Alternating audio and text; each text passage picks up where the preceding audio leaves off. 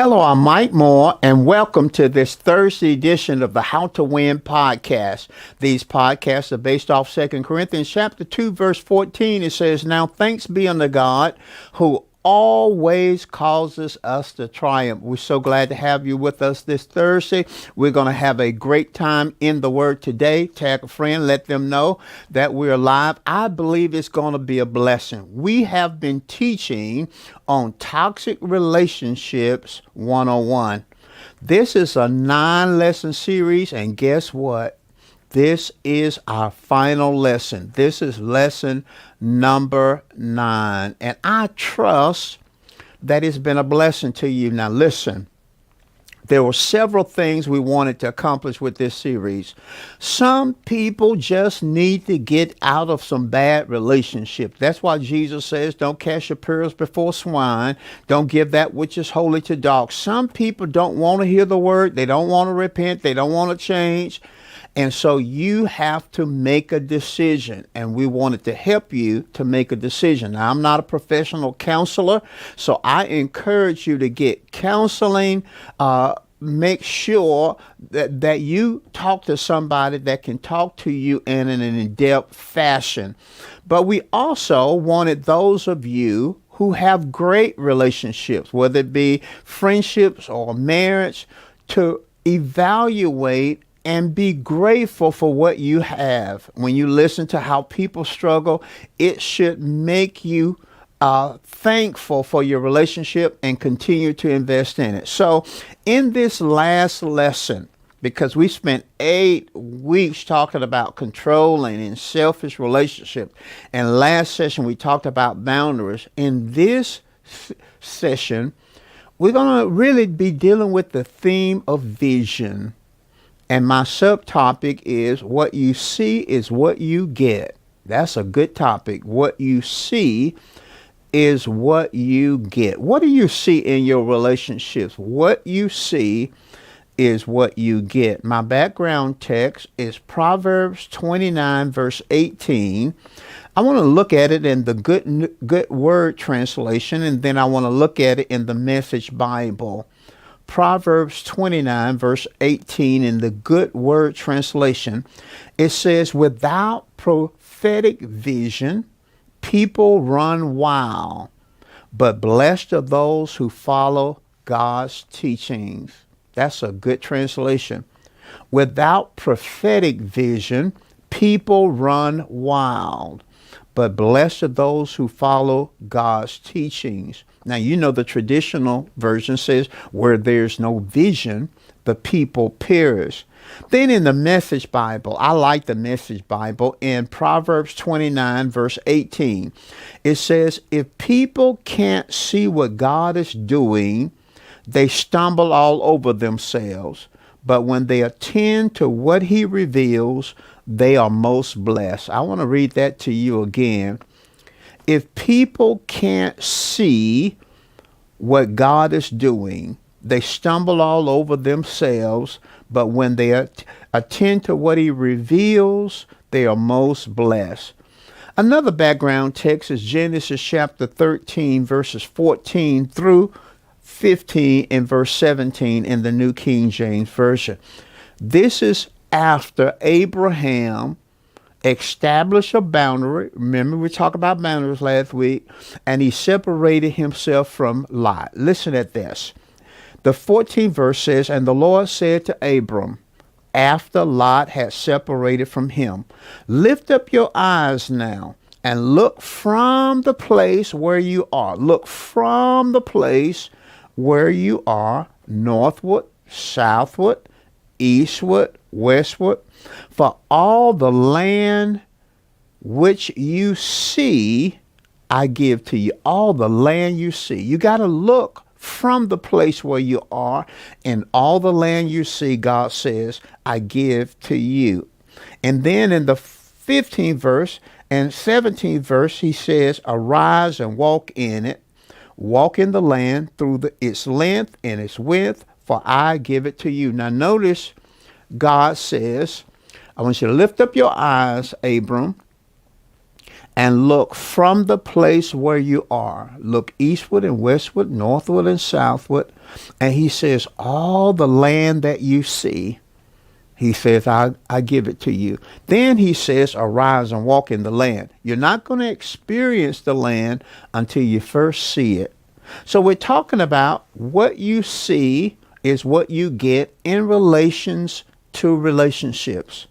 So let's look at the law of vision. The law of vision states if you can't see it, you can't have it. If you can't see it, you can't have it. That's the law of vision. If you can't see it, you can't have it. And if you can't see it, it's unlikely that you will experience it. If you can't see it, it's unlikely that you will experience it. Now, for 7 weeks, we were talking about unhealthy relationships. So I want to summarize everything we've been teaching about. What does an unhealthy relationship look like? And then we're going to get over into what we really want you to see, what a healthy relationship look like. So let's talk and summarize all the things that we've said.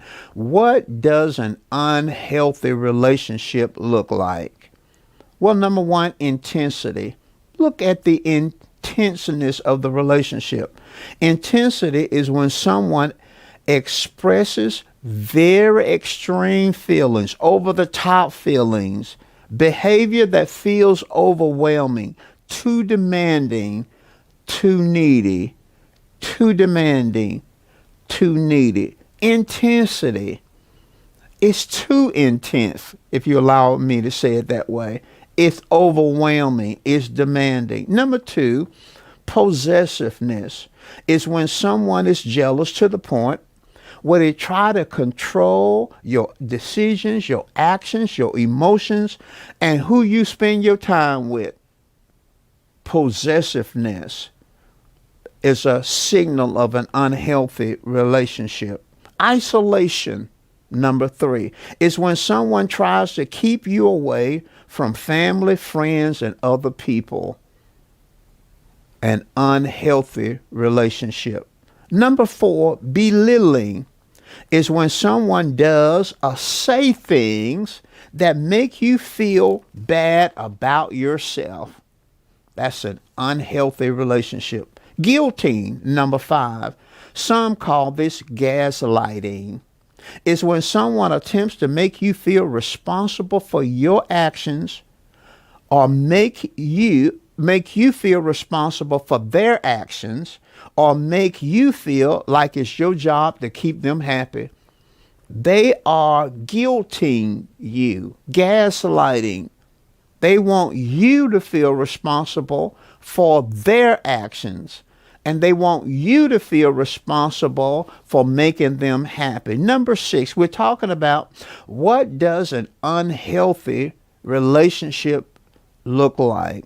Number six, deflecting responsibility is when someone repeatedly make excuses for their unhealthy behavior.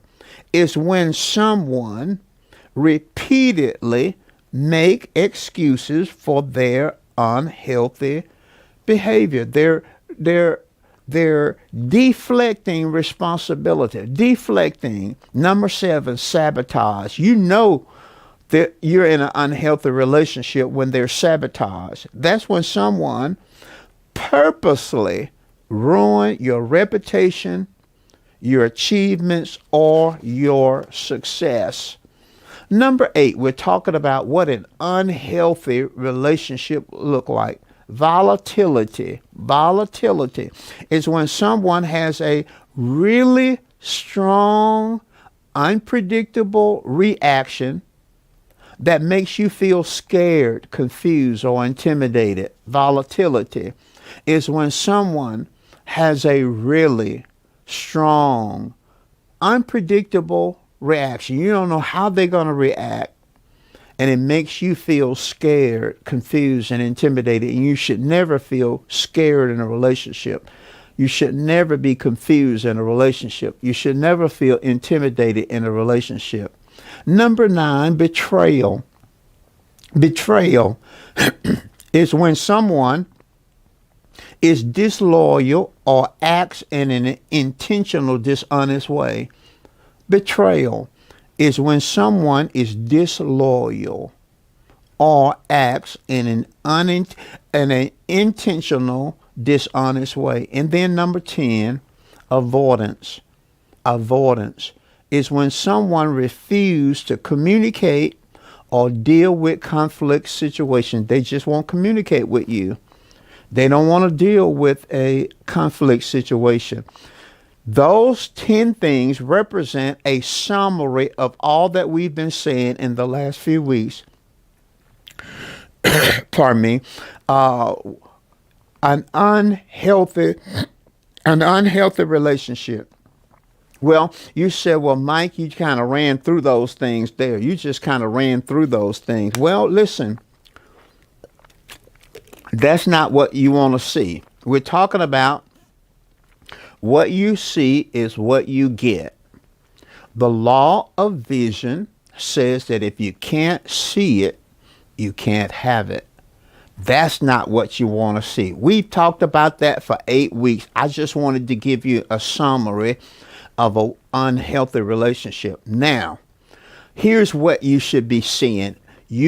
I want you to visualize, because sometimes you can be in an unhealthy, dysfunctional relationship so long that you don't even know what healthy looks like. So I want to paint a picture.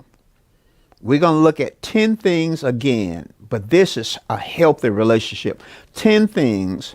I want you to meditate on it. I want you to confess it. I want you to believe God for it, because we're going to look at what a healthy relationship looks like. What does a healthy relationship look like? Number one, a comfortable pace. P-A-C-E, a comfortable pace. When you're in a healthy relationship, you have a comfortable pace. What is that? In other words, the relationship is moving at a speed that feels enjoyable for each person. It's moving. You don't feel overwhelmed. You don't feel pressured. It's just moving at a great speed. And both of you are enjoying the relationship. And if you're in a dating relationship, you're not being pushed for marriage. You got to get married now. No. In a healthy relationship, there's a comfortable pace. You're moving in this relationship at a speed that you both enjoy, and you're enjoying the time of relating to one another. Comfortable pace. Come on, say that. A comfortable pace. You know you're in a healthy relationship when there's a comfortable pace. A comfortable pace. Number 2, what does a healthy relationship look like? What does a healthy relationship look like? Trust. There that word is, trust. You're confident that your partner won't do anything to hurt you or ruin the relationship. You're really confident. Trust. You're really confident that your partner won't do anything to hurt you. They're not. You believe with all your heart that they are not going to deliberately do anything to hurt you or ruin the relationship. You have trust in that relationship. You trust it. You're not walking about in fear. Maybe I'm going to get hurt. Maybe that person going to let me down. No, when it's a healthy relationship, there is trust. I trust the person. My wife and I've been married for 43 years, and I'm not walking around wondering, is she going to hurt me? I don't believe that she will hurt me. I don't believe that she will do anything to deliberately hurt me or ruin the relationship. I have trust in the fact that she wants this relationship to work. And whether it's a dating relationship, marriage relationship, whether it's you're teaming with someone, there has to be trust. Healthy relationships have trust. When you don't have trust in a relationship and you're in fear, because fear is a signal that there's a lack of trust. There's a lack of trust. A healthy relationship always has trust. Number 3, what does a healthy relationship look like? You cannot have it if you can't see it. You got to be able to see it.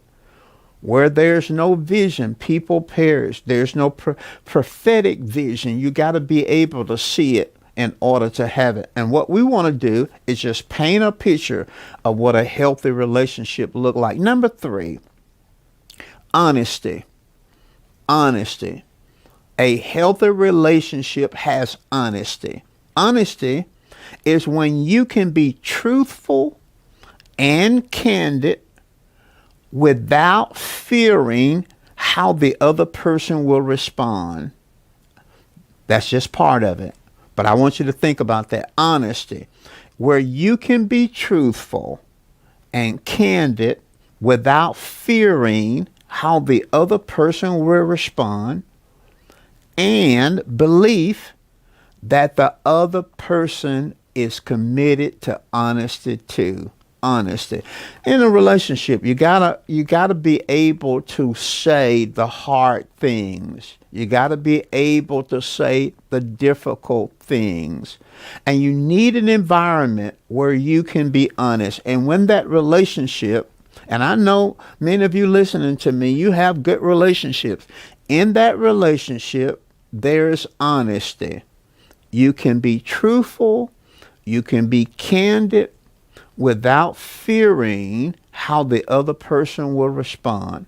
And you believe that the other person is committed to honesty too. You cannot have health in a relationship where there's lying and there's deception.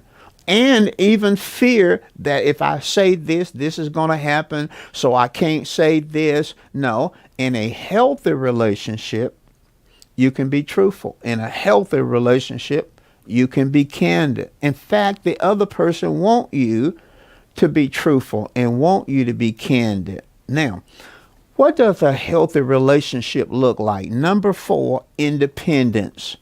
Number 4, independence. You have space to be yourself outside of the relationship. You have space to be yourself outside of the relationship. You do have something outside of this relationship. That person is not your whole world. And you have space to be yourself. That's a healthy relationship. If you can't be yourself, that's not a healthy relationship. A healthy relationship, there's independence. You have space to be yourself outside of the relationship. Number 5, we're talking about what a healthy relationship looks like. Respect. There's always respect in a healthy relationship. In other words, you value one another's beliefs and opinions, and you love one another for who you are, who they are as a person. I'll say that again. There's respect. You value one another's beliefs. You value one another's opinions.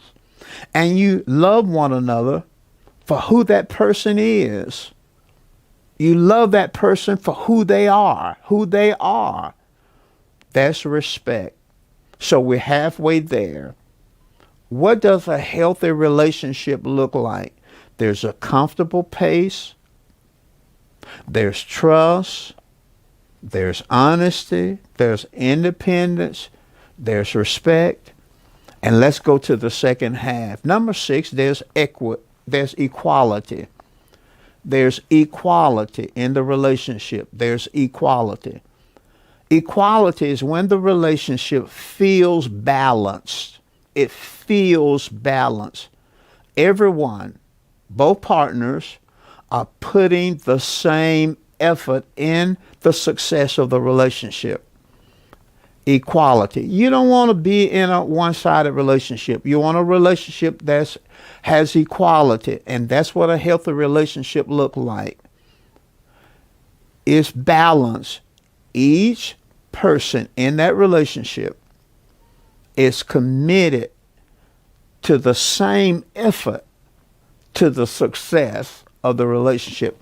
Each partner is investing, giving the same effort to make that relationship successful. Equality. Number 7, kindness.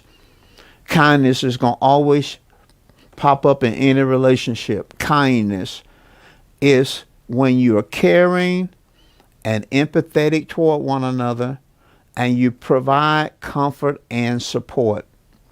You are caring, empathetic.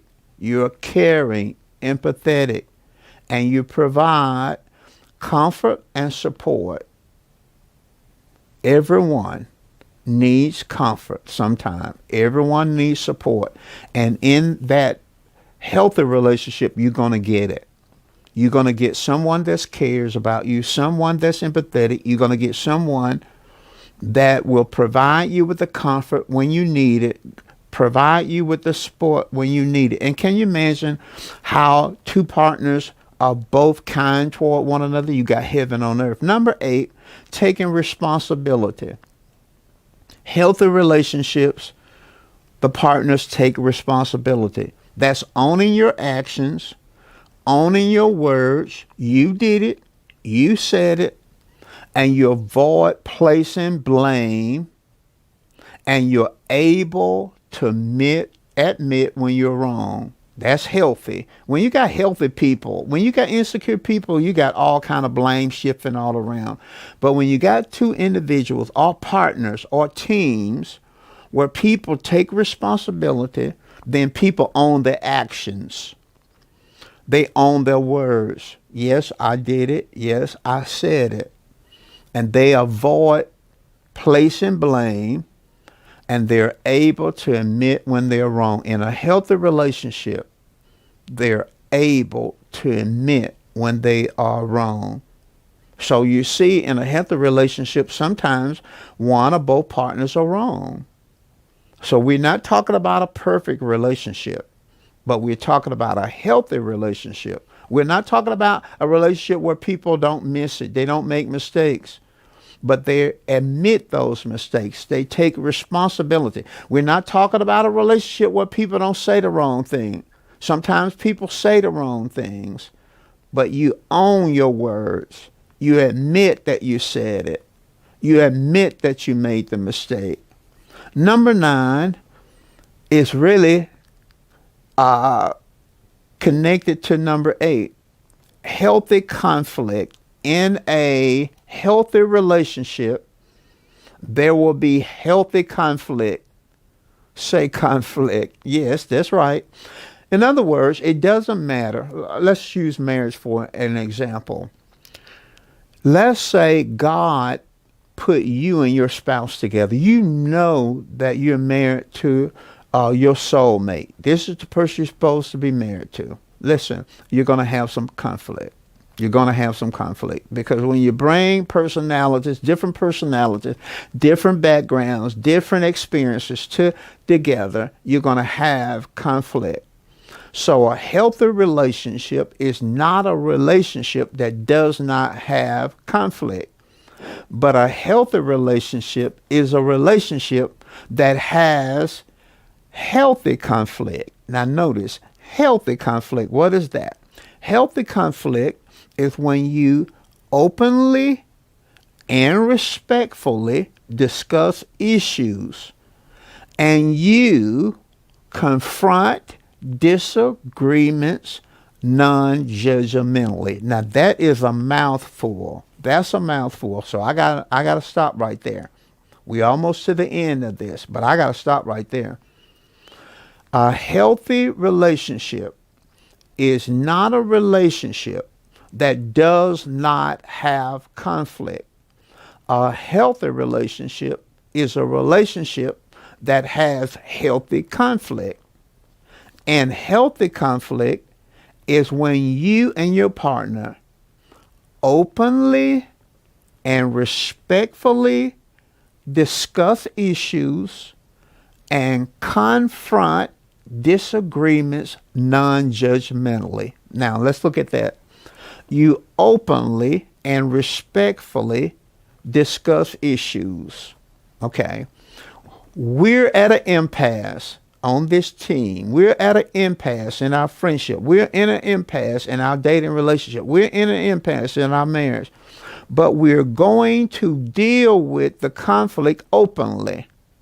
We're not going to avoid it. We're not going to hide it. We're not going to shut each other out. We're not going to be mute. We're not going to silence the person out. And we're not going to lift our voice. We're going to be respectful. We're not going to do name calling and all that. And we're not going to be blaming. We're going to openly and respectfully discuss the issues. That means I'm going to manage my tone. I'm going to manage my words. I don't have to shout. I don't have to holler unless the person has a hearing problem. And most of the case, the person doesn't have a hearing problem. So you're going to lower your tone and you're going to openly discuss in a respectful way. In other words, I'm going to disagree. You're going to disagree, but you're going to do it in a respectful way. And you're going to confront disagreements non-judgmentally. In other words, we're not going to come out trying to win. You're not trying to win. You're not trying to overpower the person, have the person feel guilty and you got them and you won that. No, we're not going to do that. We want to deal with the issues. It's the issues that we want to resolve. When you bring the person in and you start saying you this and you that and you this and you that and you don't this and you don't do that, let's deal with the issues. The issues. We're going to talk about the issues and we're going to do it in a respectful way. Now, I have a proof text to show you that conflict is a part of healthy relationships. In Ephesians chapter 4, verse 2 through 3, in the King James Version, Ephesians 4, 2 through 3, it says, with all lowliness and meekness, with long suffering, forbearing one another in love, endeavoring to keep the unity of the Spirit in the bond of peace. Now, Paul, under the inspiration of the Holy Spirit, is writing to the church, to believers, Christians, saved folk. And he says, this is how you handle conflict. He says with lowliness, that's humility, and meekness, that means be teachable. And if you're teachable, you got to listen. And long suffering, that means to put up, to be long tempered, not be hot tempered, not fly off the handle. And then he says, forbearing one another. That means putting up with the weakness and shortcomings of other folk. In other words, God said, even though you say your spirit feel, we're going to have some weaknesses, we're going to have some shortcomings, and you have to forbear. And then you have to endeavor or work to keep the unity. He said, you got unity, you got to work to keep it. You got to work to keep it. But notice conflict is a part of it. And I used to think if you had a healthy situation, there would be no conflict. No, I learned better. You're going to always have conflict, even in healthy relationships, but you can have healthy conflict. Now, number 10, let's review. What does a healthy relationship look like? Number 1, a comfortable pace. Number 2, trust. Number 3, honesty. Number 4, independence. Number 5, respect. Number 6, equality. Number 7, kindness. Number 8, taking responsibility. And number 9, healthy conflict. And then number 10, fun. 3-letter word, F-U-N. When there is a healthy relationship, you have fun in that relationship. You have fun. I enjoy being with my wife. We have fun. We laugh at each other. We joke with each other. But you should have some fun in that relationship. Fun. In other words, you enjoy spending time together and you bring out the best in each other. You just enjoy it. You enjoy. In a healthy relationship, is not forced. Oh, I got to do this. No. You have fun. You enjoy being with that person. If you're married, you should enjoy being with your spouse more than any other person. you enjoy that relationship. Fun. Now, we spent 9 weeks, 9 lessons on Toxic Relationships 101. I believe that you've been blessed. You can always go back on our Facebook page, Faith Chapel Facebook page. You can always go to YouTube and review these lessons, listen at these lessons. But I'm going to move on. I trust that it's been a blessing. I prepared a lesson series for our next series entitled Moving Past the Quit Zone. It's good. It's good. You're going to get blessed. Moving past the quit zone. We're going to talk about how to keep disappointment, discouragement, and depression from aborting your dreams and derailing you. Boy, it's going to be good. It's going to be really good. Listen, I'm so glad that you joined me today. I pray that you have success the rest of the week. Enjoy it, and I'll see you next time.